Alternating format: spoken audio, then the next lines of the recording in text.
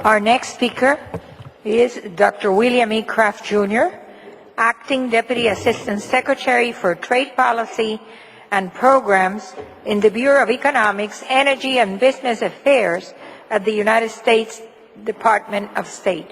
He will speak on U.S. plan to address food security in the Americas. Sir. Thank you, and good morning, friends. I, too, want to thank the IICA and the OAS for the opportunity to speak with you today and to underline our support for efforts to seek solutions to hunger in the Americas. It's a great pleasure to be here with so many people and organizations that share the same goal, and I can assure you that the energy and the commitment being expressed by the organizations in the room today is echoed by the meeting that Secretary of State Clinton hosted on Saturday at the UN General Assembly with Secretary General Ban Ki-moon, where we pulled together representatives from over 100 countries and 40 organizations to recommit ourselves to the principles that were agreed to at Aquila, to recommit to provide the funding that was promised at Aquila, and to promise to work together on country-led programs and the other principles that were laid out in Aquila. And so that remains at the very, very highest level of priority for my administration and for the administration of many, many governments around the world. As I've said, the Obama administration is committed to reducing hunger, and we recognize that investment in agricultural development can only be a key to ensuring food security and also a driver for economic success. As Secretary Clinton said in remarks to the Clinton Global Initiative on Food last Friday, agriculture, which encompasses not only crops but livestock and fish, is critical to economic growth around the world. For more than 3/4 of the world's poor, farming is their only source of income and the avenue to prosperity.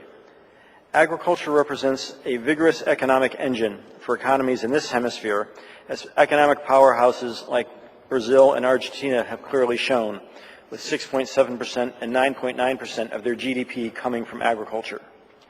By investing in agriculture today, we make a choice to invest not only in our economic future, but in a powerful poverty reduction tool. Advancing agriculture allows rural farmers, who are the most vulnerable to food shocks, to grow more food, to feed their families, and to sell more of their products in commercial markets.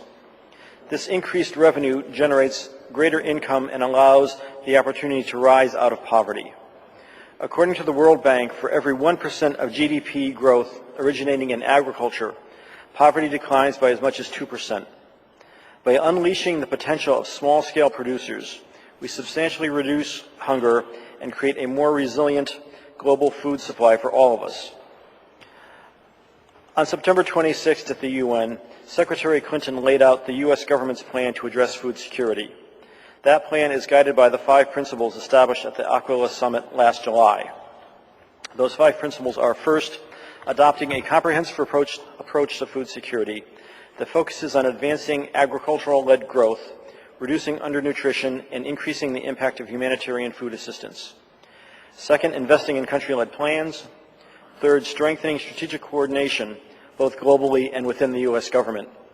Not comes as a great shock to many of you that relations between several U.S. government agencies have not been absolutely optimized in the past, but we are working much better together now, and we are trying to optimize those relationships. Fourth, we look forward to leveraging the benefits of multilateral institutions, both the UN-based organizations and organizations including the World Bank and the IMF. And fifth, we pledge on making a sustained and accountable commitment. We will work with our partners in the Americas to advance sustainable and comprehensive strategies that enable countries to ensure their citizens, now and in the future, will have access to nutritious food that they need for healthy and productive lives. It is clear that hunger and undernutrition undermine a country's development potential. Together, we can substantially reduce chronic hunger, raise the incomes of the rural poor, and reduce the number of children suffering from undernutrition. In order to achieve these goals, a targeted focus on agricultural development is needed. That's why the U.S. government is committed to spending over $3 billion on agricultural development over the next 3 years. For fiscal year 2010, President Obama has asked Congress for more than $1 billion for agricultural development assistance worldwide. doubling the amount the U.S. spent on agricultural development in FY 2009. We will be looking to our partners in Latin America to help lead the way by developing comprehensive plans that target agricultural development as a primary means of driving economic growth and poverty reduction. We encourage your leaders to employ comprehensive plans that make agriculture more productive and more efficient, focusing on the entire food delivery chain from lab to farm to market to table. We need to use all of the available tools to increase yields and look for opportunities to add value to agriculture so that farmers can reap profits in local, regional, and global markets. Adding value to agriculture will create new jobs and help drive economic growth. As part of a comprehensive plan, we need to complement agricultural growth with targeted nutrition programs and increase the impact of humanitarian assistance. Adequate nutrition is vitally important to the mental and physical development of the very young, especially those between 0 and 2 years of age.